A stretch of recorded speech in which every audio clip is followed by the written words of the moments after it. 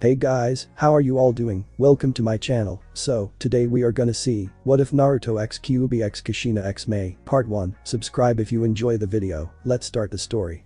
Naruto Uzumaki stood right in front of the entire council of Konoha, consisting of both shinobi and civilian parts, with 3 counselors Homura, Koharu and Danzo sitting right in front of him, with the current 5th Hokage Tsunade Senju looking at him with tired, saddened, and practically defeated look.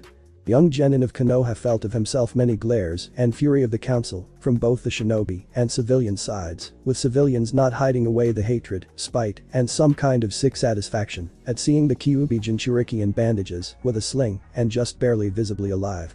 Sasuke has done a very great number on Naruto, piercing his chest, breaking his bones, and injuring Naruto so badly that if it had not been for Kyuubi and his chakra, he would bit the dust before he had managed to knock that bastard out and drag him back to Konoha. And just as he did that, fatigue, blood loss, torn muscles, and broken bones finally forced Naruto to collapse at the gates of his village, and the last thing he saw before passing out was Sakura and Kakashi running towards them, followed by Tsunade Bachan and Shizune-chan. But that sight, Naruto was sure that he had completed the mission and everyone would thank him, and with those thoughts, he passed out. Unfortunately for the blonde-orange loving goofball, when Naruto woke up several days later, he found himself as an object of unified hatred and fury of practically all of Konoha.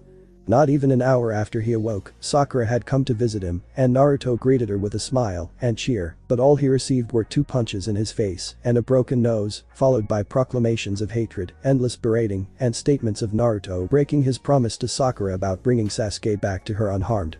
Naruto didn't have either strength, will, nor opportunity to answer back before Sakura left Naruto, calling him a demon and a monster.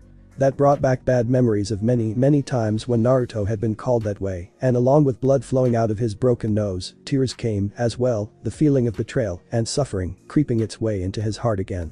Over the course of the day, Naruto had received many guests, and all were worse than the last one. Shikamaru, the leader of the mission, and one of the few people that Naruto saw as a friend, had berated the young blonde on his recklessness, brutality, and deceit that Naruto had used for so many years, as Shikamaru revealed to Naruto that now everyone knew that he had Kyuubi in him. This revelation came to Naruto as a shock and a stab in the heart, as Shikamaru called Naruto not only an idiot but also a cheater, thinking that the reason for Naruto's abilities was all attributed to Kyuubi. After he left, the rest of the teams also came in, calling out Naruto on him being a Kyuubi holder and his seeming cheating and everything. It hurt like hell for Naruto to hear them all call him out a cheater, traitor, and worse, with them being convinced that Naruto had tried to kill Sasuke instead of bringing him back. They didn't care for Naruto's side of the story, none of them. With each and every berating and shouting, Naruto's fragile beliefs in his friends, good of the people, and even the will of fire crumbled and eroded away. By the time evening rolled in, almost every genin of his class had visited Naruto and gave him a lashing of his lifetime, with only those that were still critically injured and Hinata not paying him a visit. When the evening came, Naruto-sensei, Kakashi, finally showed his masked face, and Naruto had hoped that at least he, the man that was responsible for Naruto, would explain to him what was going on and let Naruto speak up. But alas, Naruto's heart sank even further and his beliefs were shattered when Kakashi, with a tone of disappointment and harshness, told Naruto how he was disappointed with Naruto, stating to him that his mission was to bring Sasuke back unharmed, yet Naruto seemingly went out of his way to lash out on him, all because of the petty rivalry. Naruto listened, as this man whom he considered to be the closest thing to an older brother and even father was verbally destroying him, revealing to the young blonde the real colors of Haddock and his endless favoritism of Sasuke Uchiha. Kakashi ended his tirade about the importance of teamwork, how Naruto had went up against everything that he had taught him, and also against the teachings of Naruto's favorite Hokage, the 4th Hokage, with information that Naruto was no longer his student, nor was his secret protected, as Konoha Council finally revealed it to everyone in the open. When the Cyclops had left Naruto, the young blonde looked worse than ever, with a feeling of his soul being torn to shreds and his heart crushed to nothing. For the first time in years, Naruto had wished that he was dead. When the night rolled in, with Naruto hoping to at least lay down and sleep, he received the very last visitor Jiraiya, the pervy sage, and a man that Naruto had admired almost as much as the 3rd Hokage. By the end of his visit, Naruto's opinion had changed drastically, as Jiraiya had expressed the very same disappointment and anger with Naruto as everyone else, with Toad Sage going as far as to admonish Naruto for using Rasengan on his friend to kill him and relying on the demonic fox to fight Sasuke. Just like all the others, Jiraiya cared not for Naruto's critical condition and what Sasuke had done to him, instead focusing on Naruto's failures. Though Sage had expressed to Naruto that Lord 3rd and 4th would be sorely disappointed with Naruto, especially the 4th, along with informing young Genin that he was no longer a summoner for Toads, as Jiraiya had terminated Naruto's contract. Everything that Jiraiya had said, Naruto simply took in with a blank expression, showing no emotion or anything, only letting his tears fall freely, as the man he once respected was berating him for practically nothing.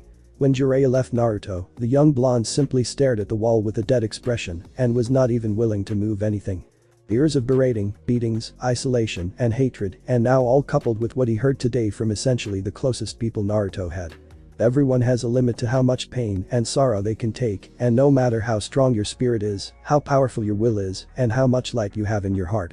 Naruto Uzumaki had always clung to the belief in best of people, and that he had those that cared for him, yet today he faced the harsh and cold truth of his life. No matter how much he had tried, fought, bled, and protected, people of Konoha will always see Naruto as a demon and trash.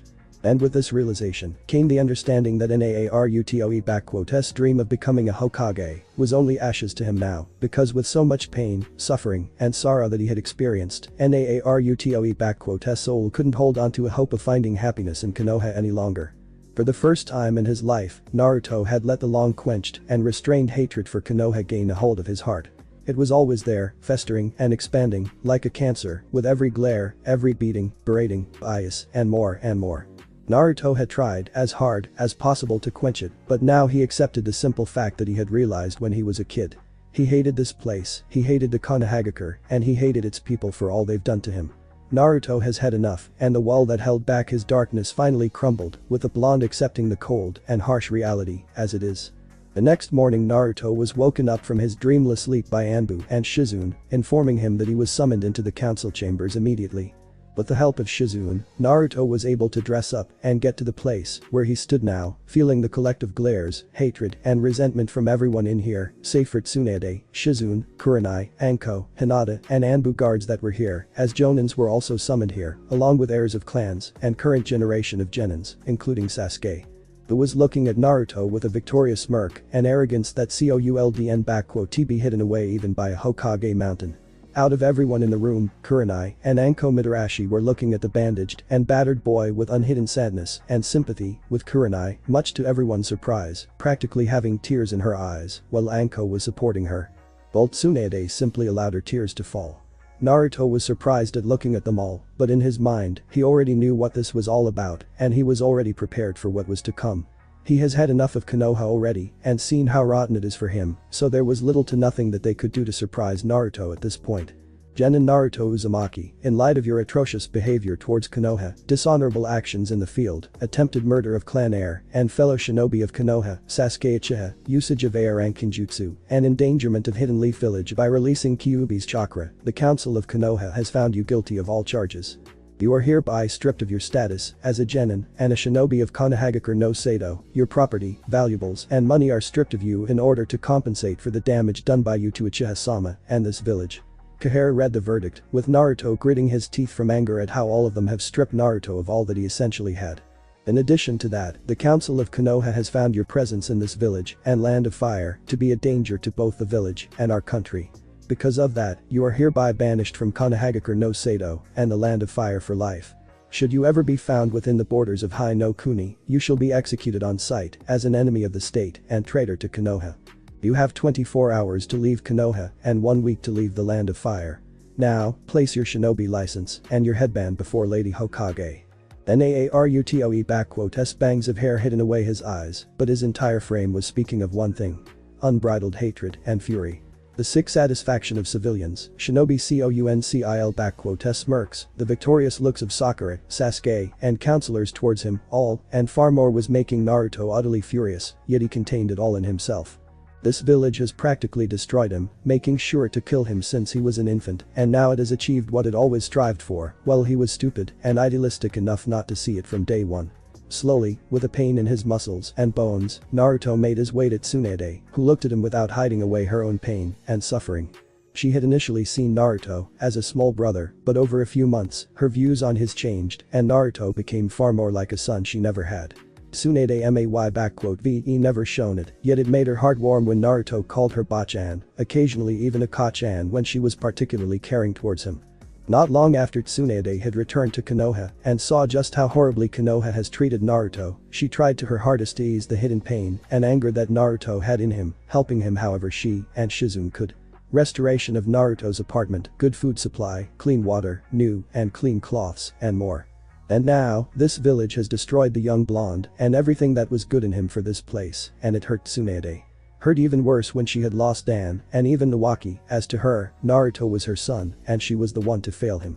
As she was absent, tending to Naruto's injuries, council took this as a golden opportunity and used it to the fullest, doing its best to exile and destroy Naruto, taking away everything that he had, all right under Tsunaada's nose. Tsunade had never hated the village her grandfather and granduncle had built, but after this, and what she had found out later on in Sarutobi's files, Tsunade truly, for the first time in her life, felt an utter hatred towards this place. Naruto saw the familiar pain in Tsunade's eyes and only gave her a sympathetic look. Young blonde May hated this village now, but not Tsunade, nor Shizune. They were never the ones to hurt or betray him. No, they were about the only ones to truly help him, to care for him, as he was, and without any deceit. The May looked like a fool, but even Naruto knew that this farce was fully in the hands of the council, and not his surrogate mother and sister. With a free hand, he took off his headband and placed it onto the table, followed by his license on top of it. When Homura was about to reach it with her hand and a sickeningly satisfied look, Naruto slashed a kunai right into both of them, piercing the symbol of the village and his license, surprising and shocking everyone as kunai went right through both objects and table, earning him even more heated glares. Before anyone had a chance to say anything, Naruto finally spoke up. "Good riddance," was all that he said, with a voice filled with coldness, hatred and resentment, one that was completely foreign to everyone's ears, with Kurenai, Anko, and Shizune breaking down at those words, while Naruto wobbled away from the chambers, not caring for the insults thrown towards him by his former friends and others. Naruto. Right when Naruto was about to leave the building, he was stopped by the voice of Tsunade, making him turn around and see her coming towards him. "And Naruto, I am so sorry, TB. Naruto simply stated to Tsunade, surprising her a little. "You and Shizune Nichan had nothing to do with it, I know. The council, civilians, shinobi, advisors, I long knew that they wanted to get rid of me, I was just stupid enough not to accept it. I'm actually surprised they've even allowed me to live, I was ready to meet the executioner's blade, to be frank with you." "Naruto, don't say it like that. It's not like you." Tsunade practically shouted at him in shock. "I know that what happened here was harsh and it was utterly atrocious, but don't let it get to you. I will overrule them and they'll regret ever doing such a thing to you and I'll be back in no time." Aunt Tsunade was immediately stopped when Naruto called her like that, looking at the greatly saddened face of her surrogate son. "Thank you, you and Nichan for everything. I know that you mean well and want the best for me, but please just let me go. You and I both know that this village and all of those people never accept me as you and Nichan had accepted me. To you, I am Naruto, but to everyone else, even Kakashi theme and Jiraiya theme, I am a disappointment, a cheater, a demon, and only a tool to be used and tossed away like trash. They, Sakura, Shikamaru, Choji, Kiba, and everyone else have let me understand it all too well." Tsunade was shocked when she heard of it and instantly understood what had happened. Naruto had been visited by all of them, and MUST_BE received on hell of a verbal lashing out that it had finally broken her favorite blonde. Tsunade was gripping her fists and stopping herself from going right towards all of them and snapping their necks one by one, followed by their parents and friends for doing such a thing. Hell, the first one on her list was her own former teammate, Jiraiya, whom she hated at this moment more than even Orochimaru. He was entrusted with Naruto, had taken him as an apprentice, and did this to him. "Jiraiya, I hope you already left this village, because if not, I'll personally send you to hell for this." Tsunade mentally swore to herself. "And you, Sarutobi-sensei, I hope your pitiful soul is suffering in SHINIGAMI stomach for what you have done to my Naruto and allowed those bastards out there to do to him.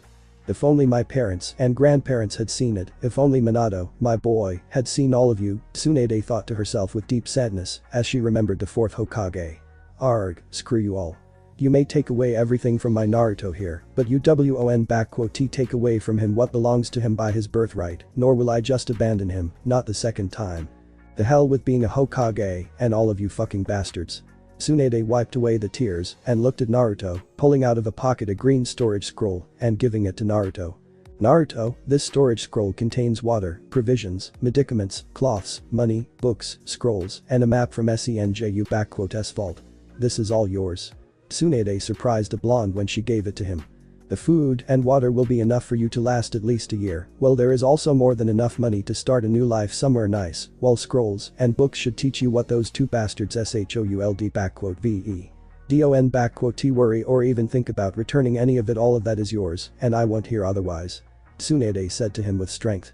But why? Naruto asked with a shaky voice, shocked at Tsunade giving him so much. Because you deserve it all, Naruto.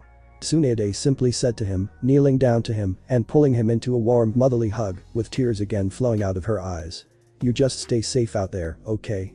I'll send out Kitsayu to you with letters, and if you need anything, just ask, okay? Naruto, with a shaky hand and small tears of his own, embraced his surrogate mother. Okay Ka-chan, thank you.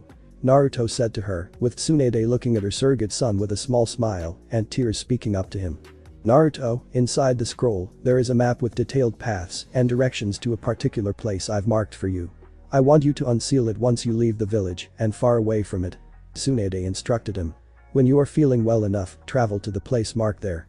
And what is that place? Naruto asked Tsunade. It is the Uzashigakure, the land of whirlpools, an ancestral home of Clan Uzumaki, your clan, and clan of your mother, and my grandmother.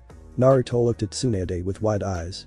The place may been reduced to rubble and ruins by Iwa, Kiri, and Kumo many years ago, but they failed to destroy what is hidden away there. The legacy of Uzumaki and Senju clans. And I entrust it all to you, Naruto. Use it how you see fit. Naruto nodded to her with a smile before Tsunade pulled out 2 envelopes with the stamps of Hokage on the first one and one of Clan Senju on the other. Naruto, when you get to Uzashigakure, I want you to open them. I know you have many questions about both your parents, the Kyuubi, and much more, and I hope that in those 2 letters, you'll find your answers. I am sorry, I wish I could tell you all you wish to hear, I really do, but. It's okay, Ka-chan, I get it. Naruto smiled at her, hugging her one more time before parting with her. I think I will be on my way now. I don't want to spend any more time here than I already have, and I don't want to give them all another chance at lashing out at me. Can you say goodbye to Shizune-chan? Of course, I'll even send her to you from time to time with Kitsayu. Tsunade smiled at him. Take care of yourself, Naruto. I will, and I am sorry, Ka-chan. Naruto said to Tsunade, surprising her. I know how bad this village has treated you and your family, and I am sorry for forcing you to come here. Don't be sorry for that, Naruto. Tsunade said to him. Worry, as long as I am Hokage, I'll keep those bastards away from you so that they don't get any ideas about getting you back. You just find yourself a life of your own and be happy, really happy, you hear me? Promise me to be happy, okay, Sachi. Naruto was shocked when he heard the woman that had been like a mother to him acknowledge him as her son before eagerly nodding to her and smiling with tears to her. Good, now go. And I'm hoping for good news in at least 3 years. What good news, Ka-chan? Naruto was confused. Oh, for the love of about you getting yourself a wife and kids, Tsunade practically shouted at him, shocking Naruto. I want to have grandkids to spoil rotten and send you with Uzumaki get back without new members, you hear me? Yes, Ka-chan. Naruto almost winced when she shouted at him, but then he felt the warmth of Tsunaada's embrace and how she kissed his forehead. Goodbye Naruto. Go and live a happy life. Tsunade smiled at him as Naruto parted away from her and exited the building. Anbu. Hokage shouted as 10 of Anbu shinobi appeared before her. Nico, Okami, I'll escort Naruto out of the village and protect him while he leaves the land of fire. Anyone who will try to attack him is to be executed, no exceptions. Make sure that he gets to Uzashigakure safely. Yes, Lady Hokage, as you wish. Both Nico and her partner Akami responded with clear eagerness and enthusiasm, already leaving to do their duty. Lady Hokage, is it wise that Boar had tried to speak up but he was met with a powerful glare from Tsunade and his comrades from Anbu. What will council and advisors say? The fucking hell what LL say or suggest, I am a damn Hokage and had damn enough of their scheming bitching. Tsunade responded to them. Seru, find that traitorous frog of a pervert and get him in my office in 5 minutes. If he resists or refuses, then do whatever is needed to get him safe from lethal force. Lady Hokage, a personal request, if I may. Saru, a female Anbu clearly from Sarutobi clan. Can I at least break his leg or a rib? I promise he will be in a coherent state upon delivery. Saru, I've already said to you. If he resists, do whatever is needed to get him safe from lethal force. Tsunade could have sworn she saw in Sarah's eyes a murderous gleam, though she could T fault Anbu. If anyone is killing that bastard, that's gonna be me. Tora, Taka, you are now on surveillance of Sasuke Uchiha. He tries to even get close to any of the gates or shows any signs of leaving, I authorize you to detain him with extreme prejudice and send him to prison, got it? With pleasure, Lady Hokage. Both responded, feeling especially vindictive for the young blonde whose suffering they witnessed today, leaving already. The rest of you, carry on, as you were. The rest of the Anbu nodded and disappeared, with Tsunade seeing Kakashi and Haruno Sakura already coming to see her. Haddock, Haruno, what do you two want, and be quick about it. Lady Hokage, I wish to ask you to train my genin Sakura Haruno as a medical nin, since Kakashi had begun with his usual eye smile, but he was immediately shut down. Denied. I will never train this disgrace of a kunoichi in the arts of medicine and surgery, never in my entire life. Tsunade harshly and mercilessly replied, shocking Kakashi and Sakura. But, Lady Hokage, I have perfect control of chakra and my grades were at the top of the class, and Kakashi-sensei Sakura tried to defend her position, but Tsunade didn't give her any room for argument. And I am your Hokage, Haruno, and if I say no, then it stands, period. And, as for you two, and that precious Uchiha of yours, your Team 7 will now be on D-rank missions for the entirety of the next 6 months, half of your earnings will be exempt from you in favor of the Konoha orphanage, while Sasuke Uchiha's earnings will be only 1/5 from the missions. Additionally, you are prohibited from entering the next 2 Chunin exams. And, as for you, Kakashi, all of your earnings from those D ranks and your next 20 C ranks, because you will only stick to them from now on, will be sent to orphanage, understood? Tsunade gave them the death glare, shocking them. Lady Hokage, you can't just. I can, and I already did, Haddock, so shut it. And if you think the council will be able to overrule me, think again. Suggest you spend this time teaching your genin some actual training instead of those teamwork exercises, because Sakura Haruno is now on month of probation due to her poor record as a shinobi. If within the said month she does not improve her skills, I personally boot her out of the shinobi program and deny any appellations about return. And until the probation is over, no other shinobi of any specialization will give her any training. The criteria for completion of the test I'll give you later, Haddock, so you best get to work, because if she fails, then I will consider it as evidence of your incompetence as a Jonin shinobi, and there will be a suitable punishment for this for you. As for your favorite Uchiha, I'll be placing a special traitor mark upon him, so as to make sure that pathetic excuse for shinobi does not escape again, and if he does, you know what will happen with him, to. Lady Tsunade, you are taking this too far. What could have caused my team to suffer such uncalled for punishments? Kakashi asked Tsunade, genuinely shocked at hearing this, knowing full well just what a special traitor mark means in shinobi world. Their blatant bias, favoritism, and also your inadequate work as Jonin, shinobi, and self-proclaimed best student of 4th Hokage, Haddock. Had you really cared for Minato teachings and followed him, you would have known by now that VE sullied his memory and legacy in the worst possible way. Now, get out of my sight. Tsunade roared at them, making the two scatter away from her, while her thoughts were once again with her surrogate son. Take good care of yourself, Naruto. And I hope you are watching over him, Minato. I am very sorry I have failed you, and I hope you'll forgive me, my boy. Tsunade thought to herself as she went towards her office, where she was greeted already by the sight of Saru literally tying up Jiraiya to the chair, while the Toad Sage was struggling to get out, but it wasn't easy with a broken leg and arm. Lady Hokage, as you have requested. Saru pointed at Jiraiya, with Tsunade nodding to the girl and letting her go. Hey, Tsunaheim, what's the big idea? If you were looking forward to spending some quality time with me, VE just asked me. Jiraiya spoke up in an insulted yet perverted way. Just tie me down and WE_LL. Jiraiya, I'm tired of all those hints of yours. Now, what you are going to do is tell me everything you and our bastard teacher have done to Naruto, and Kami will save you. If you try to sway your way around, I will make you wish you died, understand? Tsunade cracked her fists and was ready to make her former teammate suffer. Tsuneade, why don you calm down, and we just sat down in a bar, like we used to, and tsunaaaday right leg connected with jiraiya broken one, and a single kick was enough to shatter the bone even further. Fine. Okay, ll talk, just t. Talk, and best pray to your toads t kill you afterwards.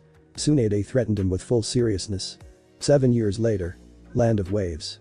Land of Waves, once a destitute backwater country under the heel of a mighty tycoon, now is a prosperous trading nation, with ports and markets always bursting with dozens of merchants, businessmen, and traders from all over the globe. In all of the elemental nations, there is no better trading hub than this nation, no better place to buy something at the best price and quality. And to all of this land of waves, and its people who are enjoying their golden age, owe to Naruto Uzumaki, the unjustly banished shinobi of Konoha, and a hero of wave. When the news had spread about Oozumaki banishment, Konoha suffered greatly on a diplomatic arena, losing diplomatic relations with lands of snow, wave, waterfall and, most recently, Suna, all of whom had connections the knuckle-headed shinobi, and viewed him with great respect and admiration. Especially sensitive and painful was the diplomatic blow from Suna, which had managed to regain and greatly strengthen its position after the failed invasion and manipulations of Orochimaru.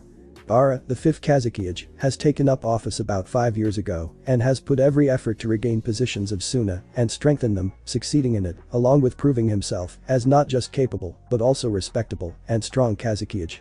He mended the relations between Sana and Iwa, opening trade with them, and even signing up a defensive pact with them, effectively ending the previous one with Konoha in favor of establishing better relations with Iwa, Wave, newly reformed Kiri, and even Kumo. That blow to the pride and prestige of Konoha is still very fresh and won't be forgotten anytime soon, that is for sure. And while most of the elemental nations were enjoying a period of relative stability and peace, currently in the land of waves, things have suddenly taken a turn towards the slight instability when 2 persons wearing black cloaks with red skies on them appeared in the capital, causing destruction and chaos right out the bat. Causing people to run for their lives or become a cannon fodder for the Akatsuki. Usually, members of the elusive Akatsuki act with restraint and stealth, yet this particular pair has traveled all the way to the wave for a specific reason, collect a very hefty bounty on Hanzo Hattori, an S-rank Ronin, a shinobi without a village, but not a nuke-nin, who had played a critical part in Kiri Civil War as well as in Mizu Civil War, which swept through country when 4th Mizukage murdered Daimyo and his entire family. Once a relative unknown, Hanzo appeared in Kiri over 6 years ago and steadily became one of the deadliest allies of current 5th Mizukage and current daimyo of Mizu, Ieyasu Tokugawa, earning himself titles such as Kurigakur no Oni and Caged no Shai, first one earned after Hanzo single-handedly killed over 150 Kiri shinobi within an hour. And second after he killed the 4th Mizukage in single combat. The war had ended about 4 years ago, yet Hanzo continued his work as Ronin, providing his services to first the rebuilt Kiri, then Kumo, later Iwa, and then to Suna, earning himself a reputation as a reliable, honorable, and resourceful shinobi. Konoha had also tried to offer him to come to their village and work for them, but, much to their dismay, Hanzo refused every time, stating that he wanted nothing to do with them. Toad Sage Jiraiya had tried to track down Hanzo once, but only ended up drawing to himself attention of IWA-S and KUMO-S Shinobi Corps, who were all too happy to repay their debts to Hanzo. Only about 2 years it became known that Hanzo presides in Wave, which is where Akatsuki have decided to go and get the elusive Ronin. Ikuzu of Gyeonggu and Haiden had thought that Hanzo-S reputation was exaggerated and he would be taken down by them easily. They were proven wrong, badly, as Hanzo quickly appeared before them and somehow not only transported them out of the center of the capital and onto a clearing, but was overwhelming the pair and driving them both to their ends. Ikuzu had already lost 3 of his hearts and was running low on chakra and endurance, while Haiden had been incapacitated by Hanzo early on by a very powerful genjutsu of some sorts. Kikuzu had tried to get to Haiden and break it, but it proved futile as Hanzo intercepted him and it cost him 2 of his masks and hearts already. And now he has stood in his long-range form with stitches all over him, while his opponent, dressed in a black sleeveless samurai shirt with red trimming on its edges, underneath which was an armored torso plating, with a black mesh bodysuit, shoulder, and wrist guards on them, while hips were protected by samurai-like light armor, with a black anbu pants, leg guards, and closed boots. On the back of the shirt was a symbol of a raging red tornado, made in a way of red 7-pointed shuriken, surrounded by numerous handless blades. Hanzo himself possessed black, with a bit of silver, spiky hair, with a tail behind his head, and two spiky bangs on either side, blue, closer to silver, eyes, and a black featureless face guard that covered all beneath the eyes. In his hand he held a katana with a black handle and a slightly longer than usual blade, while the additional sword rested on his right hip. Hanzo looked at his battered opponent, sheathing his sword, and speaking up. "From what I can tell, you only have enough chakra left for 4 more minutes in that form, no less." Hanzo nodded out, looking at Kakuzu. "I can simply stall you until you run out, but that would be too risky on my part. True enough, and I can't take any more risks." Kakuzu sent out his stitched arms right towards Hanzo, using it as a diversion, while his hidden lightning mask dealt the finishing blow from behind Hanzo. Hanzo saw the stretched arms making way right towards him, but he also sensed how Kakuzu's last mask was charging up its blast from behind and shooting at him. Deciding to finish this fight, Hanzo swiftly made a series of 4 hand signs, channeling out of his body chakra. "Blind style. Rasengan." Hanzo mentally said to himself as the wind particles, charged up with his chakra, began to spin around him, forming a dome of lightning-fast microscopic blades that shredded Kakuzu's arms and stitches into nothing, along with protecting Hanzo from the lightning blast of Kakuzu's mask. The mortal bounty hunter roared in utter pain as his arms were destroyed and he lost any ability to cast his dot as the dome of Rasengan dissipated. Hanzo turned his attention to the last mask of Kakuzu, disappearing out of sight for a second and reappearing right in front of it, followed by a quick series of signs, charging up his chakra. "Blind style. K's no Yaba." And from Hanzo's palms flew out invisible small discs of wind, swiftly striking the lightning mask and shattering it, with the rest of its stitches falling apart. Hanzo turned his attention towards Kakuzu, who was already trying to escape from seemingly unbeatable opponent, literally running in the opposite direction from him. "Damn it, I haven't been so soundly beaten since Hashirama Senju nearly killed me. That Hanzo is nothing like the Amikage one. It's like I was fighting Itachi Uchiha without Sharingan, but with Kisame endless supply of chakra and speed of 4th Hokage, damn it." Kakuzu thought to himself as he ran past his still entranced partner, leaving him to his fate. "I need to inform the leader that we might have a serious problem with Kakuzu. Train of thought having been stopped when he suddenly saw Hanzo standing right in front of him and charging what seemed like a spinning ball of pure chakra with fire coursing through it. "Should "V ear on when you have the chance, bounty hunter. Fire style. Rasengan," Hanzo simply said as threw the flaming ball of chakra at Kakuzu. Once the sphere had connected with Kakuzu, it immediately expanded around Kakuzu, engulfing him and burning away all that there was of him and everything there was in a radius of 2 meters, including grass, leaves, trees, and even stones and ground, like a small miniature sun, in honor of which it was named. Once it had dissipated, Hanzo let out a sigh, seeing only the glass floor where once was Kakuzu and nothing more. "One down, 1 more to go," Hanzo simply said to himself, moving towards Haiden, who still stood immobilized, with only his face giving away the twitches and microspasms, with his 3-bladed scythe laying down. "Another one of Jashin fanatics like I haven't had enough of you in Mizu no Kuni." Hanzo, in a swift motion, grabs his left katana and easily, with the speed of a lightning, slashes Haiden's head off of him, breaking his genjutsu and letting the dismantled body fall onto the ground. "What the fucking shit piss did you do to me, you cocksucking bitch?" Haiden immediately shouted at Hanzo, seeing his head laying on the ground and his body near him. "Do you know what I LL do to you when I get my hands on you, you motherfucker?" "No, because you T have a chance." Hanzo took out of his shirt a black featureless scroll and opened it up, revealing a very accurate and strong sealing encryption on it, making a series of one-handed seals. "Uzumaki Secret Fuinjutsu. Demonic Void Prison." And, as Hanzo said that, a black demonic hand reached out of the scroll and grabbed a hold of Haiden's head, pulling it inside of the scroll, with the symbol of Oni appearing in the center of a circle after the sealing was complete, before Hanzo closed the scroll and put a powerful protection seal upon it, so as to prevent its opening. Taking away the scroll, Hanzo let out a sigh that carried a bit of tiredness in it, as well it may been a relatively favorable fight on his part, it was still a tough one nonetheless, especially considering that those two were from the Akatsuki. He was counting himself lucky today that he faced off against Kakuzu and Haiden, who had long managed to establish themselves a fearsome reputation in the underworld and all across the elemental nations. It is always easier to fight off against the enemies that are famous, since their abilities are known at least in scarce details, and those two weren't the stealthiest lot, so Hanzo, knowing that he would eventually become a target of the Akatsuki, prepared himself for an occasion. Still, he was extremely lucky that they not only were among the weaker Akatsuki, but also underestimated him, badly. However, while he may won this match, their appearance here means only one thing for him and his family. There be others, and next time they'll probably send someone of a better skill, much better. Hanzo thought to himself as he made a series of hand signs. Fire style. Enden. With that, he spit out of his mouth a flame of blue fire and engulfed with it the body of Haiden, standing over it and watching how the dismembered corpse turned to ashes and never to return. Considering that a single Ronin has managed to kill both Akatsuki members at the same time, they will most certainly send those that are the most proficient and dangerous to deal with. And since I don't know who is at their top yet, I can only prepare for the arrival of Itachi and Kisame, and either of the two could easily kill Kakuzu and Haiden, so it won't be a walk in the park with them, especially not with Itachi. And worst of all this. LL have to move out of here, and soon. Hanzo let out a second sigh, knowing full well what a pain it's going to be for him and his family now. Well, point standing around here. The girls must be going crazy with worrying out at home. And with that said, Hanzo disappeared in a flash of black and red. Hanzo house. Appearing in front of a two-flowered wooden house, a relatively modern-looking one, but not an excessive or too expensive-looking one either, Hanzo removed the face guard off of him and went straight to the door. Opening it up, Hanzo was immediately greeted by the sight of two women, both looking ready for a fight, but immediately relaxing at seeing him.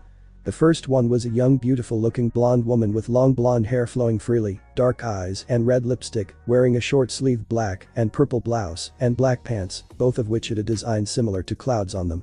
The young woman relaxed, seeing her husband, as her nails shrunk back and two blue flaming tails disappeared, smiling with relief at him. The second woman had long bright red hair and large pupilless eyes. She wore an elaborate high-collared white kimono with the Uzashigakure symbol on the back of the obi, which was tied around her waist.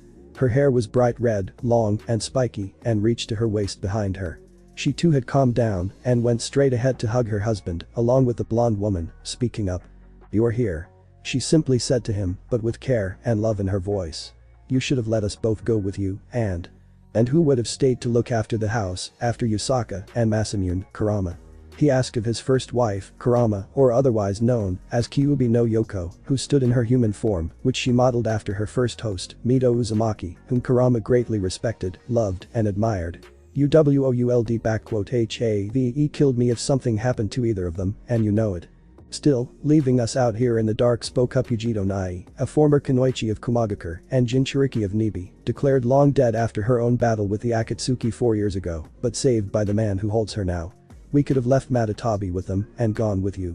"Woo, you talk like that, Yugi-chan. I too was worried sick for our Naru-kun here and wouldn't leave him out, but kids are also important." Came the voice of a young beautiful-looking woman with black and blue hair, wearing a sleeveless blue dress with a black pattern on it, showing off her figurine and tattooed legs and arms in pattern of stripes, with right eye of yellow and left of green, and with seeming tattoos of cat's whiskers, rushing towards her husband and hugging him. "Naru-kun, tell me, are those?"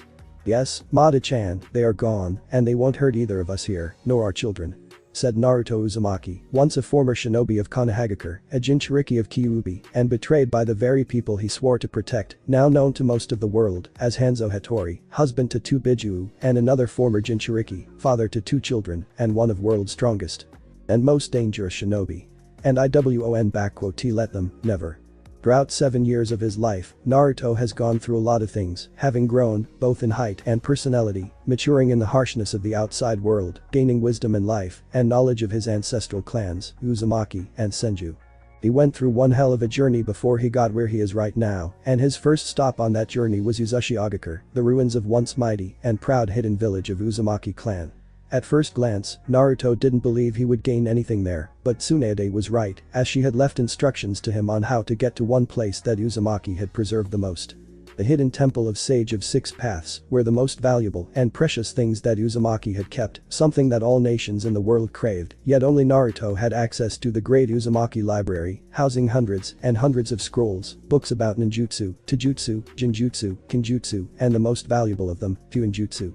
The knowledge of over 10 generations of Uzumaki, Senju, and even Utsutsuki Hagoromo himself was at Naruto's disposal. But the determination matched only by his desire to learn, to grow stronger, and surpass what he once was, Naruto took to all of it like a fish to water.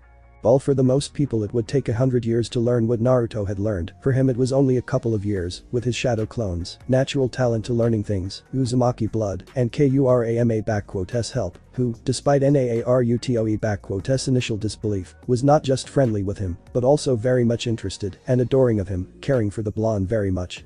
The reasons to that, along with a great number of revelations about Konoha, his past, and his time in Konoha came only later, practically at the end of his stay in Uzashigakure, and they had only cemented what Naruto had made himself into, transforming a blonde, loud-mouthed idiot into a true definition of shinobi, with knowledge and legacy of his clans in him.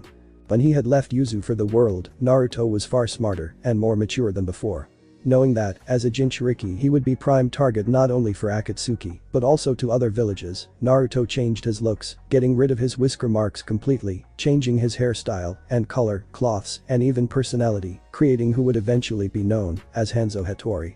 The Ronin that helped put an end to chaos in Mizu no Kuni, earned a reputation of one of the most feared shinobi on the continent, and more.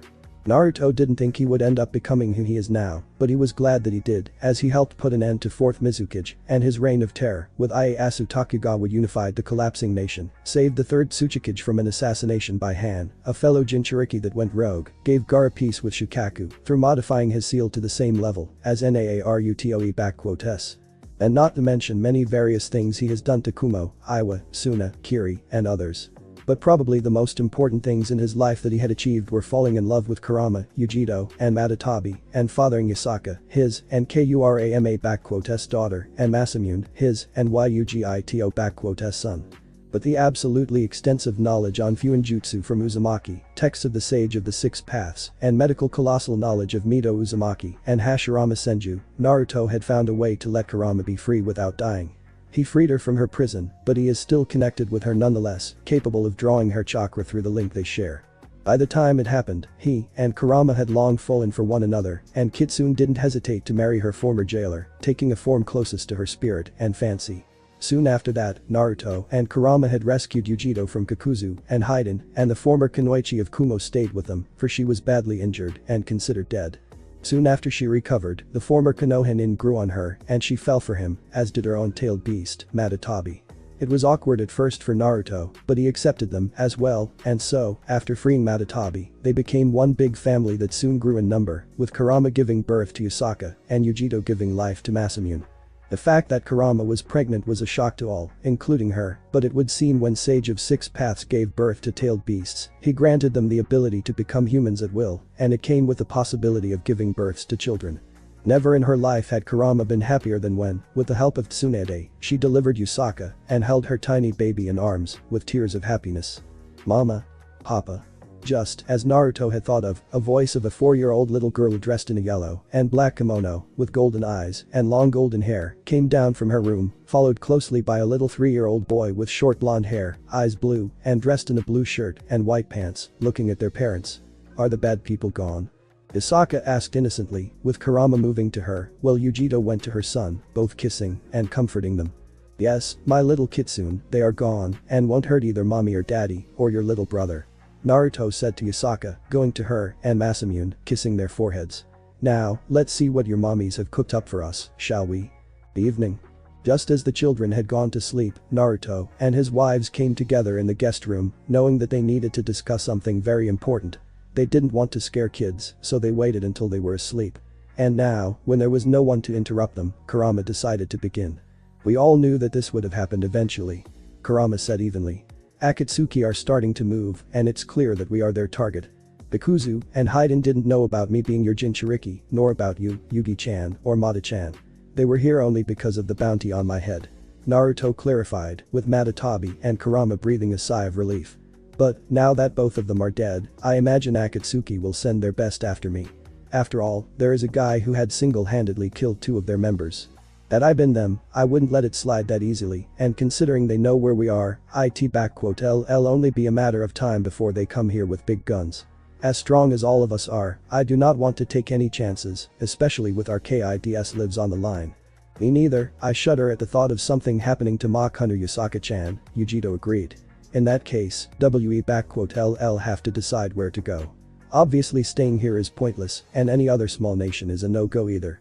Our only options are the Big Five and their hidden villages. is out of the question since LL reseal Mata-chan and you by force and it will be back to square one for you, Yugi-chan. Naruto saw how his wives agreed with him. Well, Raikage and I are in good relations, I wouldn't put it past him to stab me in the back and use us all for his own benefit. I was a no-go as well, especially considering the fact of Inoki using Akatsuki to his own benefit and giving him Nibi, Kyuubi, and their children. He is just as old as he is spiteful, prideful, and eager for revenge after the third war, so he'll use us, no doubt about it. And as for Konoha, Yujito, and Matatabi clearly saw the looks of hatred on both Naruto and Kurama. No, never. Those scums get even in 100 miles radius to me, Naru-kun, and our children, not after what that bastard third and his frog apprentice did to us. Kurama said with strong anger in her. I never held any ill against them before. I understood what Mito had to do. But Kushina, it was hell, and she was nothing like Mito-chan, always so ugh, VE had more than enough reasons to hate her. But all of that doesn't even compare to what those bastards have done to Naru-kun and how they banished him. Had it not been for Yusaka and those few that I'm grateful to in Konoha, I would gladly level it to the ground already. So far, Konoha and the rest of the world think that Naruto Uzumaki is dead and it's best that way. Aside from Tsunade Ka-chan, Shizune Ni-chan, Anko Ni-chan and Kurenai Ni-chan, I do not trust any of them, especially the council and advisors. Naruto stiffened up when he remembered them all. And if they find out about Yusaka and Masamune what Hiruzen team and Jiraiya did to me will be nothing compared to what those bastards did to them. Hell, I would pay money to see Kurama go to Konoha. Which means that our options are Suna and Mizu. Matatabi stated, as a matter of fact.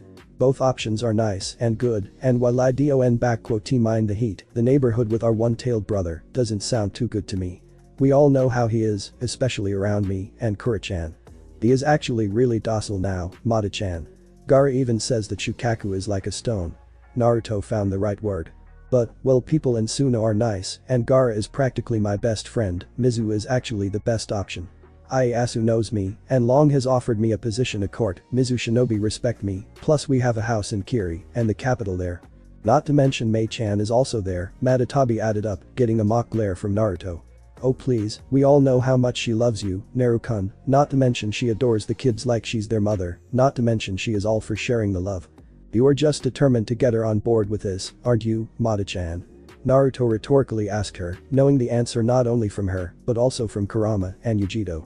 Alright, LL first settle things with Tazuna, talk to kids, and suddenly, out of the blue, Naruto stiffened up and immediately darted to his swords and face guard, putting it on, and his armor in a matter of seconds.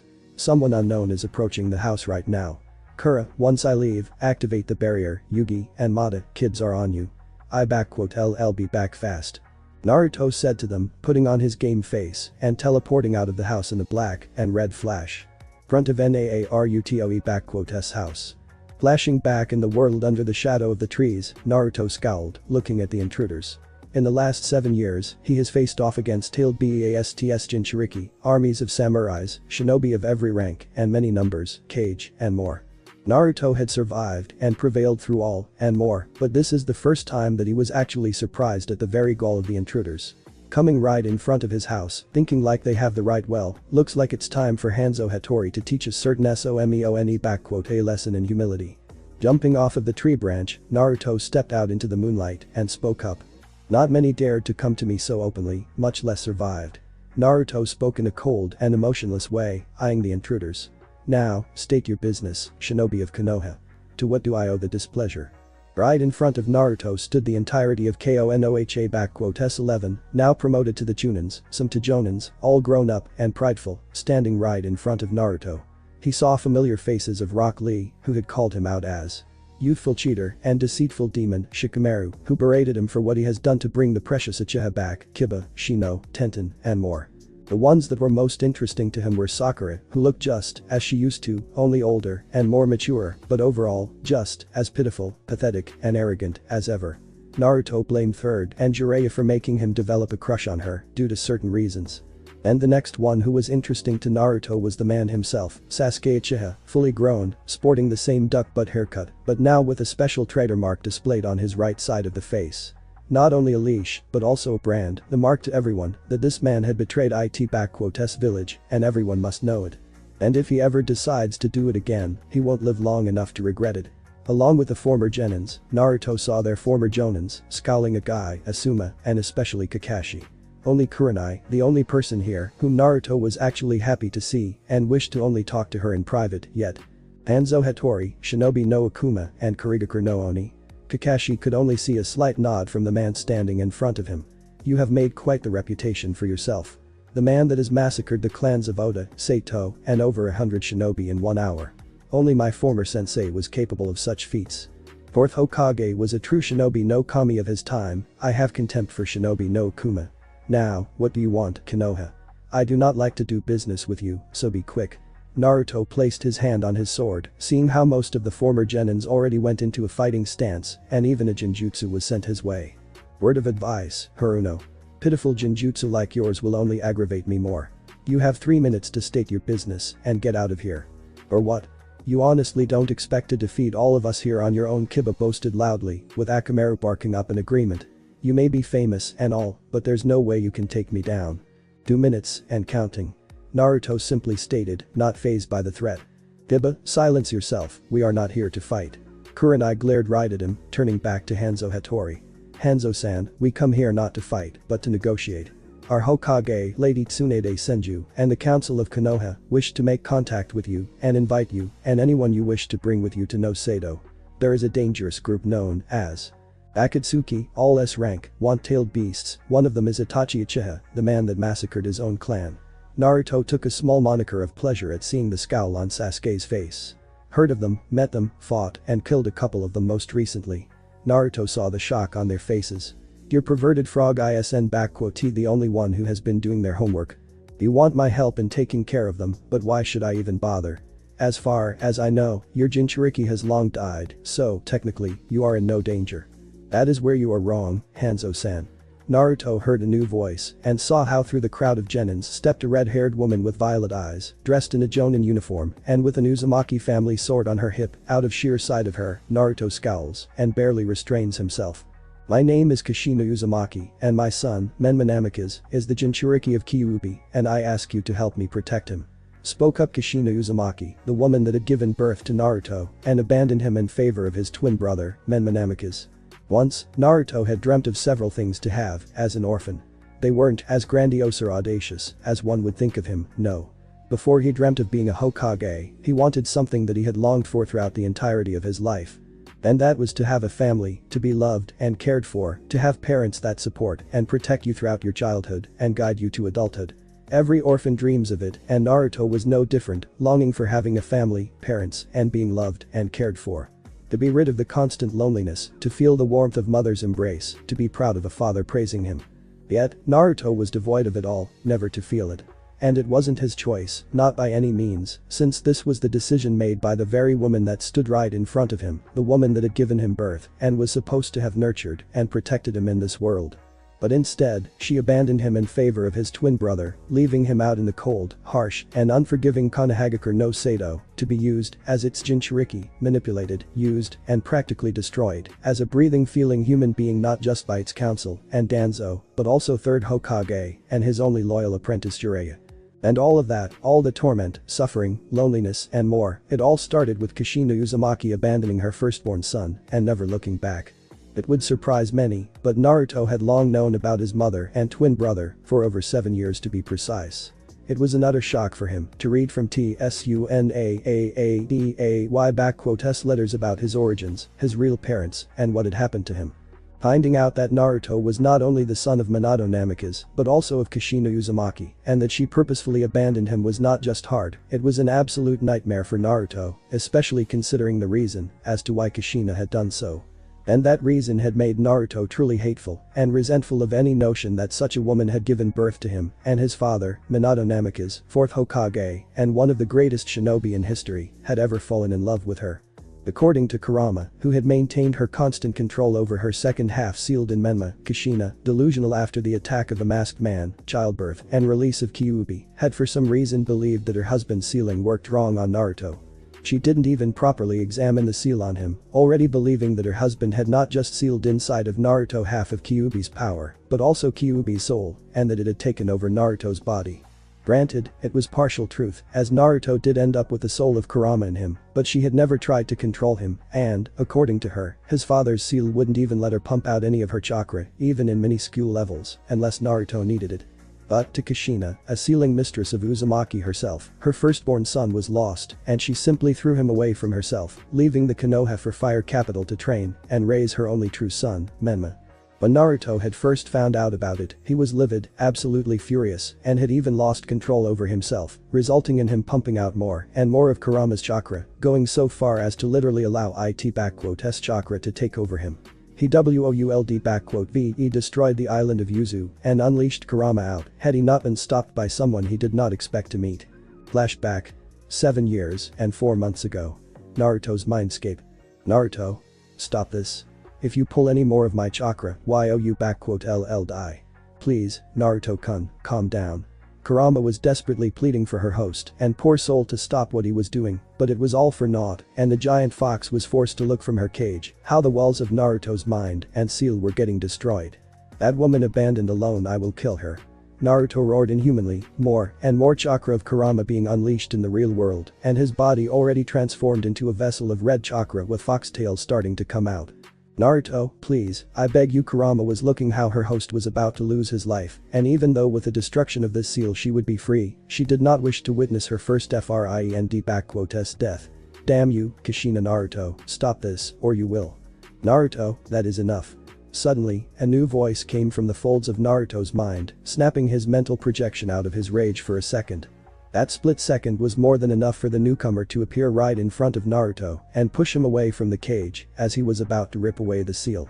Naruto stumbled and fell down into the water, anger and rage leaving his eyes and mind in an instant as shock and surprise came over. He looked upwards to see a young blonde man with sky blue eyes and spiky hair dressed in a white haori and Jonin uniform standing over him, extending his hand. It didn't take any time at all for Naruto to immediately recognize who that man really was. Fourth Hokage Dad. Naruto looked up in awe as Minato Namikaze, fourth Hokage of Konoha and father to Naruto, smiled at him. But how and why? When I sealed the half of Kyuubi's chakra in you and the other one in Menma, I had also split my chakra evenly between you, sealing it as a failsafe in case one of you ever were to unleash Kyuubi or the seal to be broken externally. Minato explained as Naruto shyly accepted his hand, rising up from the waters. In your anger, Naruto, you've begun to unleash more and more chakra of Kyuubi. If you hadn't stopped, you would have died, son. I had tried to stop him, Yondaime, but your damn seal prevented me from that, so I am blaming you on this part. Kurama complained loudly at the man, making him turn to face the giant fox. IWOULD praised your work here, Minato, but after what Naruto had gone through, I would much rather rip you to shreds, along with that cursed woman and your teacher. Do you even know what they've put Naruto-kun through and what your predecessor had done to him? Because I'll be more than happy to explain it all in great detail. Kurama roared in fury at the man that sealed her, but Minato didn't flinch even a little bit. You don't have to tell me about it, Kyuubi. I know what they have done. Minato said to Kyuubi and Naruto, shocking them both. I've watched through Naruto's eyes and witnessed it all firsthand, and it is part of the reason why I am here now, Naruto. Minato turned to face his son, a saddened look on his face, and apologetic eyes were seen by the young blonde. Naruto, I know what you have been put through, all about it, and even more than you think. And, while, as a Hokage, I may try and understand that what had happened to you was necessary, but, as your father, a loyal shinobi of Konoha, and a human being, I do not see any excuses for what they had done to you. And all because of the choice I had to make, my son. And for that, I ask for your forgiveness. I have no excuses to offer, only the truth. Dad. What do you mean by all this? Naruto asked him, with Minato answering him. Naruto, when you were born and I had to seal away the Kyuubi, I had a few moments left in the world and I asked Kushina to look after both you and your little brother. I also had wished for Hiruzen to inform my mother about you and your brother so that she may help raise you, but right after I had passed away your mother had decided to abandon you, convinced in her grief, sorrow, and delusions that Kyuubi here had taken over your body and that my sealing didn't work properly, has decided to leave you in Konoha. Minato told his son with sorrow and a great deal of disappointment in his voice. The woman I had loved for all my life, who had made me the happiest man in the world I had known. Kushina feared Kyuubi greatly, hated it so much that it clouded her judgment at times, but to go so far is something even I couldn't see happening, nor can I forgive her for doing such a thing. Not for abandoning you, nor for how she had turned the village against you. Turned the village against me? Naruto was confused. Before she left, Kushina had informed clan heads and the council of Konoha that Kyuubi had taken over your body and you were no longer her son. Minato saw the utter horror and shock on his son's face. Sandaime and several others didn't believe her, but it was enough for the others, and with that Kushina turned the entire village against you. She even offered a reward for avenging your death at the hands of Kyuubi monster. Naruto simply stood there, frozen in one place and unable to do anything but think about it. His own mother, not only had she abandoned him, but she went as far as to persuade the entirety of his village to start hunting him down. She even offered to pay money for it, for killing her very own blood and son. It now explained to Naruto why the entirety of Konoha had not just hated him, but also hurt him so much, why there were the beatings, fox hunts, and more. Now it made sense to him, and it only made Naruto hate his mother even more than before. Harem saw how her favorite blonde was starting to slip into more anger again, her eyes looking at him with great sadness and sympathy before she spoke up. So, Yondaime, and how would you know all of that? I remember that little meeting well, but how did you know about it? Kurama asked an obvious question. Kyuubi, I thought out of all the Biju you were the most intelligent and intellectual, or were Mito Oozumaki notes wrong? Minato smirked a little when he saw Khiuubi look of surprise. Just like you, I had been watching over both of my sons, and I knew what had been happening since Naruto was at that council meeting with Menma in the hands of Kushina. I merely stayed away from your sight, which I have to admit wasn't all that easy. Kurama simply huffed and turned away theatrically while Minato turned back to speak to his son. Naruto, I know how angry you are and you have every right to be furious. However, I want you to forget about it, to let it go. What? How can you ask me to do such a thing, Dad? She, Konoha, and all of my friends. You saw how badly they treated me, how they just spit on me and hurt me, and you want me to let it all go. Do you even know what it's like when Naruto ran at his father, who had interrupted him? I know how you feel, because I myself have been in your shoes, son. Naruto immediately stopped, looking with shock at his father. I know how you feel and what it feels like to be left by your mother, abandoned by those that should be protecting you. Believe me, Naruto, I know how it feels like because I had gone through it myself when I was your age, when I found who my parents really were. You mean wait, you said that your mother had sent me here and the letter Naruto had finally put the dots together. Bachan. Yeah, my mother, Tsunade Senju, had also abandoned me when I was an infant. Minato confirmed what Tsunade had written to Naruto. Not long after my father's death, she left me in the orphanage and disappeared. I only learned the truth when I was your age from Jiraiya, and I was furious, angrier than I had ever been. I had tracked her down and confronted her about it, but in my rage and anger, I didn't even realize that in my obsessive pursuit for answers, I had cost my teammates, my best friends, their lives on the mission. It opened up my eyes and revealed to me a simple truth. Rage and anger over the past will not save you, but destroy you and all that you hold dear today. I had to let go of the anger, and while it had taken a long time, my mother and I had reconciled, and I forgave her. Why are you telling me this, Dad? Do you want me to go back to Konoha and forget all those accusations and bad things that had happened to me?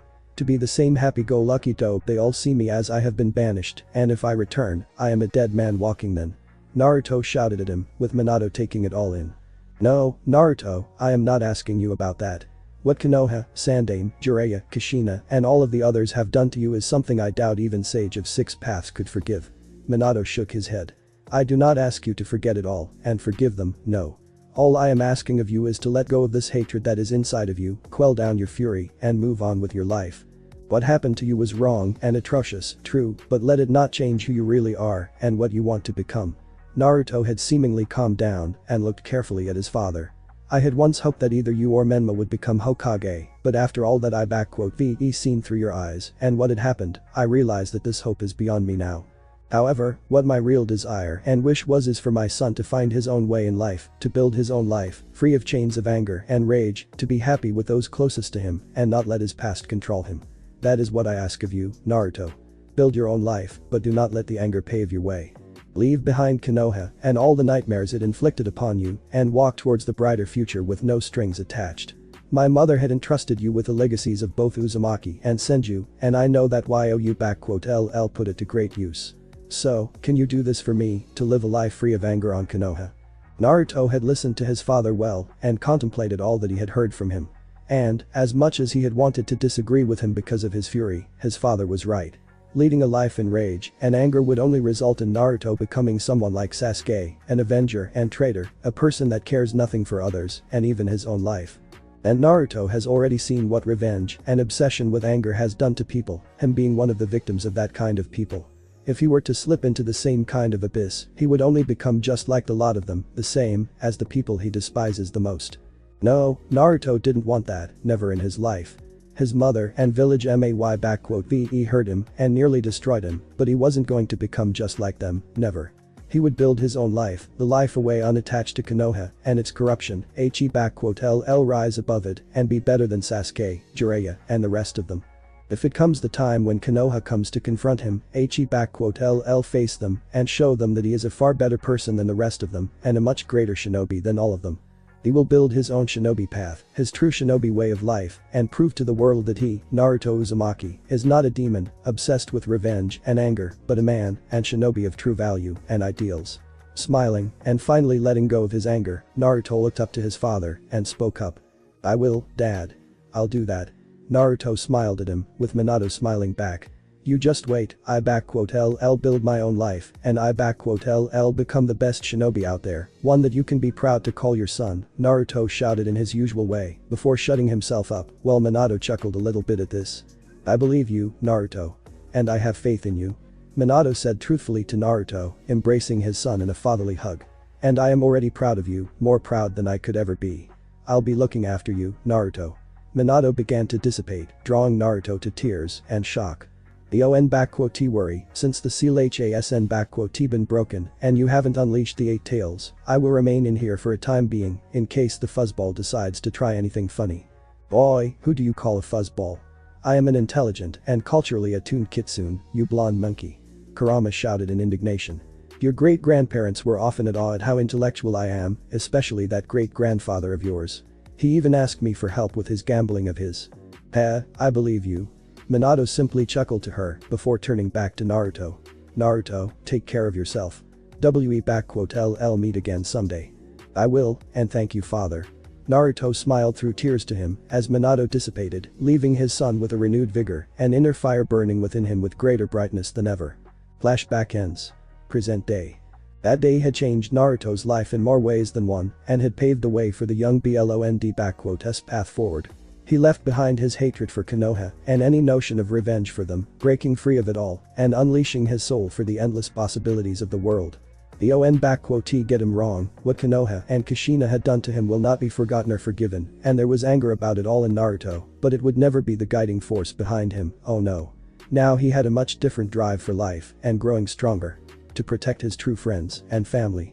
His father had opened his eyes to it, and Naruto will forever be grateful to him for this, because in the end of it all, were it not for his words, he wouldn't have Kurama, Yujito, Matatabi, Yasaka, and Masamune. So, instead of letting his anger slip through him, Naruto pushed it away and simply looked at the Konoha shinobi and spoke up. Protect him? Is he a baby that needs to be breeched and changed from his diapers? Naruto could clearly see anger in the eyes of his biological mother. If memory serves me correctly, he is about 21 years old, a grown man by all standards. It's a shame that Naruto did not live to that age. That brought a surprise reaction from everyone, especially from Kakashi, Hinata, Kurenai, Sasuke, Sakura, and Kushina. "Do you know Naruto?" Kushina asked Hanzo in a surprisingly quiet and even desperate voice. "You knew my son?" "Bullshit, how come you knew of the dope? I mean, he has been dead for over 6 years now or close to that." Kiba barked out, ignoring the glares from Hinata and Kurenai. "And he was banished over 7 years ago, was he not?" Naruto asked them. VE met in the land of sand, not long before his death. A true tragedy, such a good-natured boy, with so much light and hopes all crushed by the people he considered his friends and comrades. A shame he had perished, you could say he had changed my life in several ways. Naruto saw several looks of sadness from Kushina, Kurenai, Hinata, and some looks of shame from the others, while the rest weren't taken by all of this. He did tell me what had happened to him in Konoha and how it treated him, and let me tell you this much.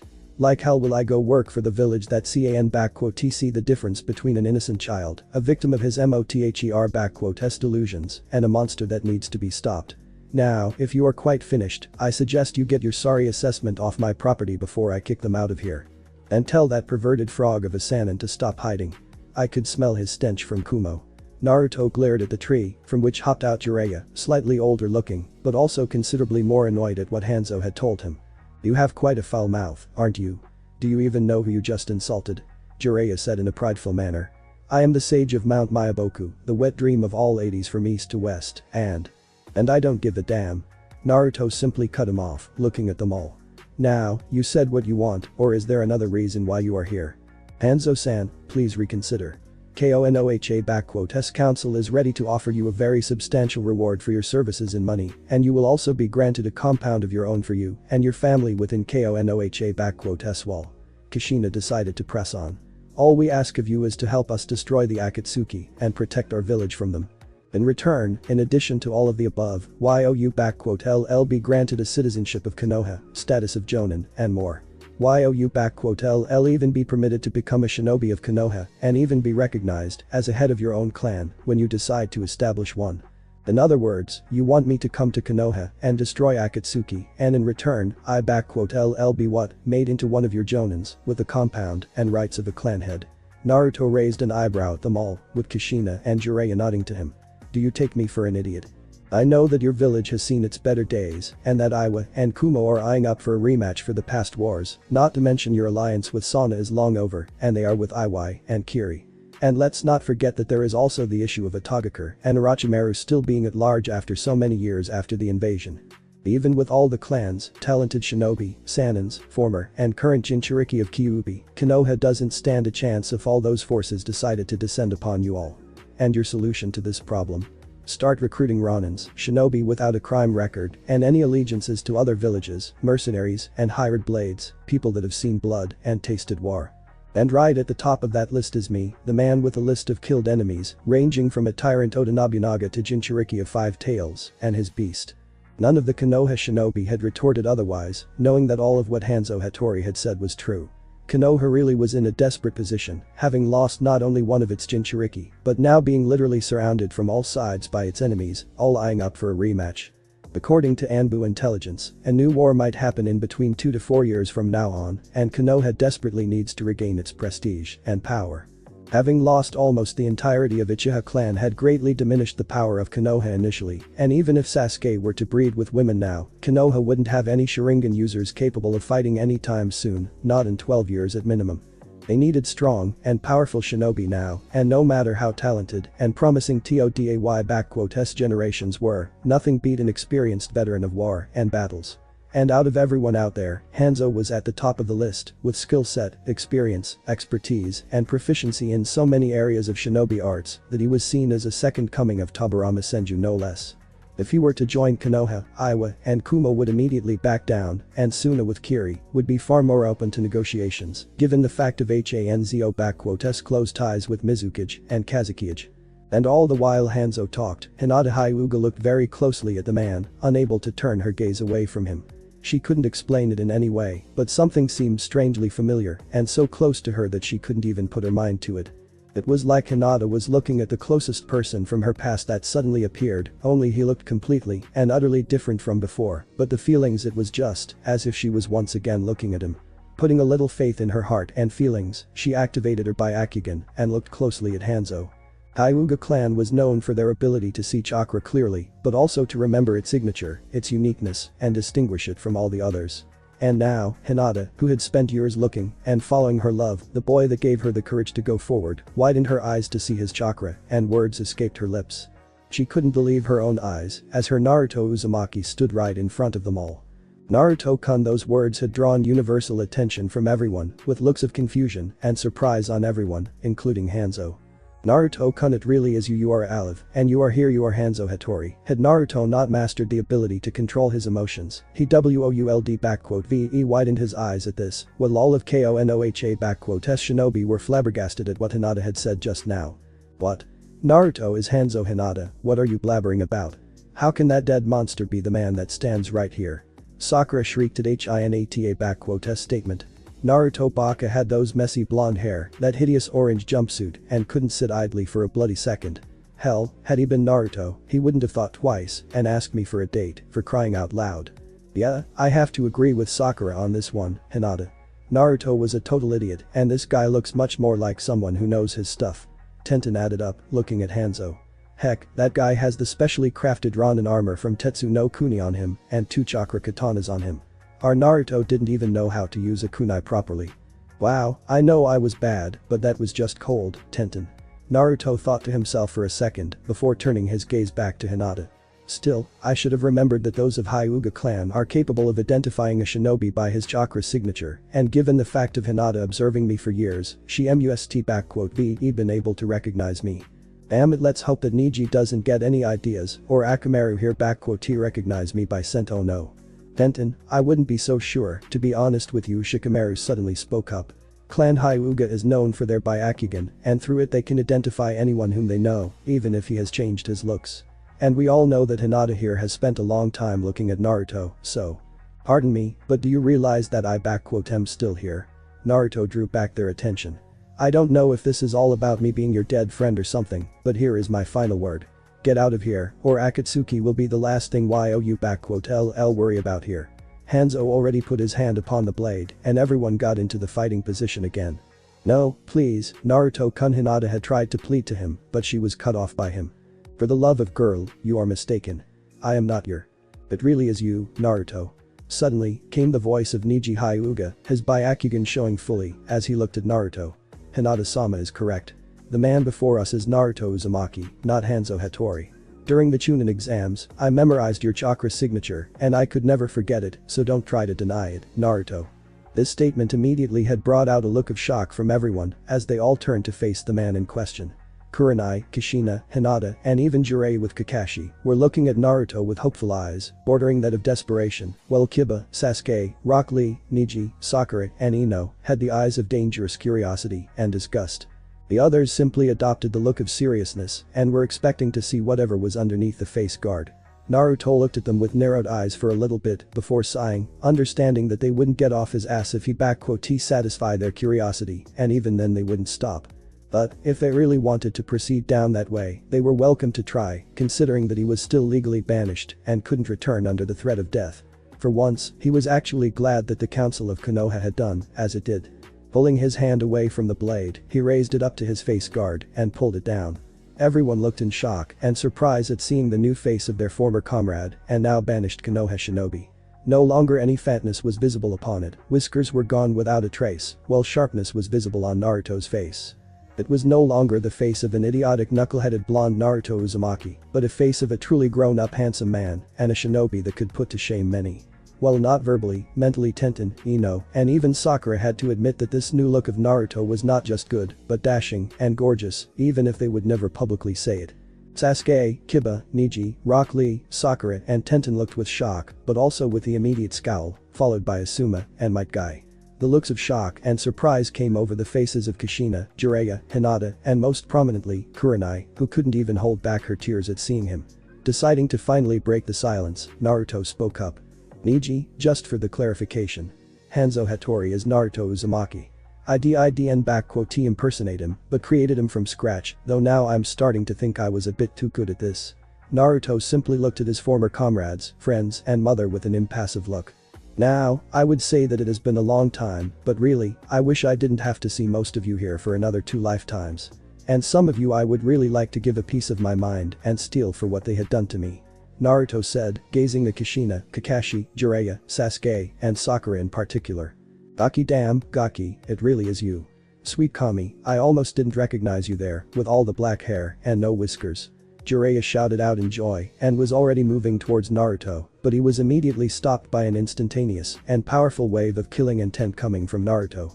Hey, Naruto, that's all this Kai is about. You aren't happy to see me? Should I?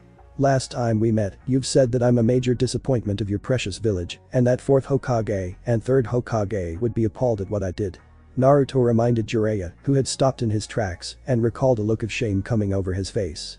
I guess my godfather would know better, considering that he trained the same 4th Hokage, Akaminato Namikaze, my father. Only guess what, my father wasn't disappointed in me, far from it. You already know who your father is? Jiraiya asked Naruto, who simply scoffed at him. Oh, I know all about him, as well as the woman right in front of me. And don't even get me started on what you and that old bastard of a Hokage have done to me. Naruto narrowed his eyes at Jiraiya. His eyes widened as he realized what Naruto was talking about. Memory alteration seals, and not just one, but 3 of them, right upon my mind. Tell me, were you trying to make me a mental retard, or did you just enjoy mind raping me with that old dust bag? Naruto, it's not what you think it was, we had no other choice, Kyuubi was starting to influence you, and Jiraiya had tried to defend himself. Give me this load of crap. You are a level 8 sealing master, and you knew that my 8 trigram seal was safe, and not weakened. You altered my memories not because of Kyuubi, but because it was convenient and handy for both of you, especially considering that I had found out quite a few of your dirty secrets, like one about this woman right here. Naruto looked at Kushina, who looked with desperation at Naruto. So, Kushina Uzumaki, happy to finally see your firstborn son. Any words to share? Not that it would matter in the grand scheme of things. Sachi, please, I know that what I had done was horrible, but please, you have to understand that Kushina had tried to explain herself, but she was immediately cut off by Naruto. Believed I was possessed by Kyuubi because of my father mistake and had to be abandoned by you, while also becoming a prime target for the entire village to kill. Naruto saw the look of shock and tears upon her. Kushina, you are an Uzumaki and level 10 sealing mistress, not to mention a former Jinchuriki of Kyuubi. For you to distinguish a caged fox from an unleashed one is a matter of simple careful glance, but no, you merely assumed that I was possessed, and that was it for you. Do you even know how many times I have been sent to hospital before I turned 3 years old? I was not just hunted down by villagers, but bloody Genins, Chunins, and Jonins, hell 2 of the Jonin here, had tried to take my head here, all because of you. Naruto turned his gaze at Might Guy and Asuma Sarutobi. Isn't that right, Guy, Asuma? With Guy it's self-explanatory, but with you, Asuma, that hien of yours nearly sliced my head off my shoulders back then. I still don't understand what Kurenai Wani-chan had found in someone like you. Kurenai widened her eyes, and her mouth was agape at hearing what she did. Wani-chan. Naruto, oh my little bundle of joy, he remembered.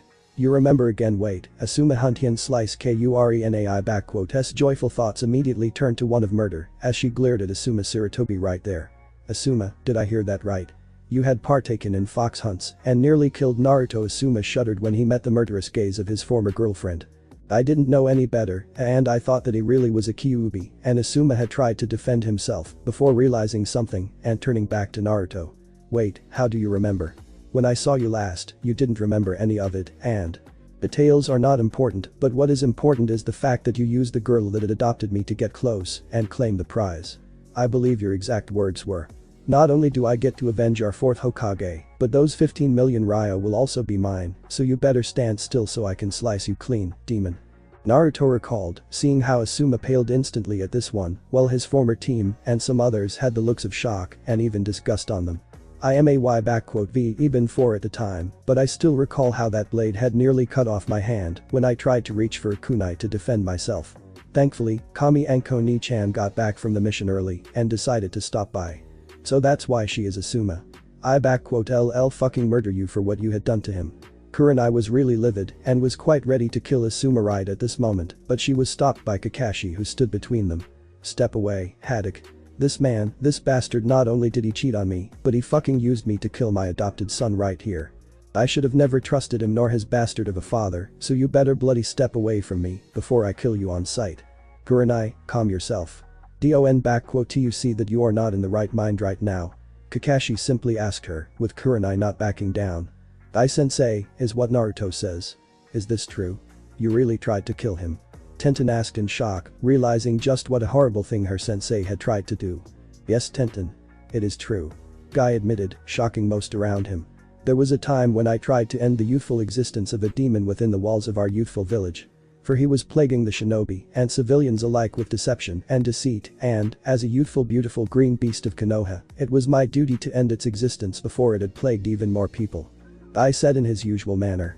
And I had nearly succeeded had the fox not unleashed his youthful foul power and drawn attention from the corrupted Anbu. But I swore upon Forth's grave and my own honor that I would eventually end this monster, one way or another, for I am the youthful green beast of Konoha, Might Guy. Oh, Guy-sensei, you are absolutely right. Naruto had always used foul play and cheated, so he must be a true youthful demon. Let us vanquish him together, and if I fail I shall do 10,000 push-ups with just one pinky and 100 laps around the land of fire. Rock Lee immediately agreed with his sensei, which drew shocked expressions from Tenten, Kurenai, Hinata, and some others. Well, if you wish, I welcome you two to try. Only why you LL have to be running those laps in hell, Lee, because if you attack me, I LL be more than happy to send you straight in there. Naruto warned him and the others, turning to Kurenai. And Kurenai Wani-chan, well I would enjoy killing this guy right here, best not to do it. I wouldn't want to see you or Anko Ni-chan becoming Nukenin for no good reason. Better if I take his head off, if you do not mind. Won't be the first Sarutobi I've killed, nor the first Konoha shinobi. Naruto let out a dry chuckle, seeing the shock and a bit of fear in the eyes of his former comrades. Naruto, had I not known you, he assumed you were threatening us here. Kakashi suddenly spoke up to him. You know that making such baseless threats is really showing off your unintelligence, right? After all, even if you had left the village, no true Konoha shinobi would kill his own kind, even if he was under a different name. And I know that you are not a murderer, Naruto. And who said anything about it being baseless threats, Haddock? Naruto asked him with a deadpan voice. I have been banished, all of my property, and money stolen because of false charges. The people I thought were friends turned on me in a blink of an eye, not to mention that I received more injuries and been closer to death within Konoha more times than I was out in the field. And did I mention how my mind was altered just so I could stay docile dumb knucklehead? By all accounts and means, I got more reasons to wish death upon Konoha than Madara and the third Tsuchikage combined.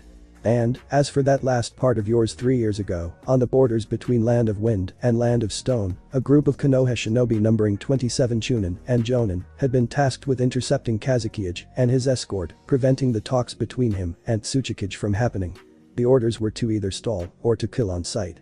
Nobody returned, and 5 days later, their bodies were brought back on a cart by a villager from Land of Rivers, whom I paid good money to get their bodies back to their families, along with a warning, remember. Naruto let out a small smirk at a sight of shock coming over most of the shinobi out here, who realized that he was the man behind the infamous River massacre, one of the worst recent defeats of Konoha, when all participating shinobi were brought back, all dead, brutally murdered, and some barely even recognizable. It was assumed at first that this was the work of Akatsuki, someone like Itachi Uchiha, or it was a team of Sanbu. But, to hear that Naruto Uzumaki, who had always sprouted around that he was going to become a Hokage and was considered to be the dead last of their generation, had actually gone and killed all of them, his fellow Village shinobi, in cold blood. And without mercy, it was a hard pill to swallow, and many couldn't even believe it to be true. Oh, do you expect us here to believe you? It is common knowledge that it was my brother who had killed them back there, having taken a contract from Kazekage. Sasuke retorted to Naruto. You may look different, but you are nothing more than a dead last, whom you always be, no matter what. Yeah, Sasuke-kun is right. You are just an annoying little pest that can't compete with real shinobi like us here. You probably just changed your look so that you can look cooler and try to get me to fall for you, but it won't work. Sakura shouted at Naruto, who looked at her with a "are you shitting me" look. But Kami, was I really that dumb to have a crush on? Oh, right, I was that dumb. Naruto mentally sighed before speaking up. Sakura, I don't know what gave you that idea, but let me assure you of something. I've traveled all over the elemental nations for over 7 years and have seen many beautiful women and girls, and compared to them, you are like those frogs Kasama-san in here fantasizes about in his sleep. And, as for the change in looks, I have an S-rank Nukenin organization after my head, plus you Konoha idiots wouldn't let me live in peace, not to bloody mention me holding a Kyuubi inside me, so I needed to make a couple of changes in order to survive and not become a prime target for all world to take. So, those reports from Gaara, Temari, and Kankuro about your death at the hands of Suna Nukenins were false. But they brought back your corpse, Lady Tsunade, and Shizune personally examined it and confirmed it was you. Shikamaru stated to Naruto in shock, who merely smirked. We mourn your death, Naruto. We buried your body, and Konoha had the biggest celebration since its founding, which lasted for 2 days without end, I hear. Naruto added up. As for that corpse, you would be bloody surprised what a dead blonde genin of my age, a skilled Irionin, and a special seal can be used for. Gaara was more than happy to provide for the first 2, well the last I did on my own. What better way to disappear than to die? And after that, it was only a matter of dyeing my hair black, since it's the most common color on the planet for hair, changing the hairdo, and getting rid of whiskers through a very precise and a little bit discomforting operation, but damn if it was worth it. What a drag, you clever bastard, to think that Chaoji and I were crying over a fake corpse. Do you even know how bloody painful it was for us all? Hinata, Kurenai-sensei, Anko, your mother, YOU broken so many hearts with that stunt. Hell, Lady Tsunade and Shizune were openly crying over that damn coffin during the procession. Have you thought about what it would do to us? Shikamaru screamed at him. We know what we said was wrong on many levels and we were sorry, but that was just cruel and horrible. Shikamaru, just because you, Chaoji, and some others among you realized what you've done T excuses you, nor grants you forgiveness. Naruto started coldly. Now, enough about all of this. I am still technically banished from Konoha and can't return, so going back would be signing up my own death warrant and according to my punishment, I can't go back under any circumstances, so. Actually, Naruto, the Council of Konoha has withdrawn that punishment from you upon the return of Kushina and Menma back to Konoha, pardoning you of any and all crimes. Jiraiya chimed in, getting a curious eye from Naruto. Now, given the fact of you still being a son of 4th Hokage, a Jinchuriki of Kyuubi, and a citizen of Konoha, there is no way we can let a prodigal boy like you continue to stray away from his home any longer. Plus, if you come back, then maybe Tsunade I'll finally forgive me and I can be allowed in Konoha once more. In other words, I am either coming along with you peacefully or you and this cavalcade of double standards and nut jobs will take me there by force, is that it? Naruto wasn't sugarcoating in any way. Well, when you put it like that, I guess none of us here has any other choices.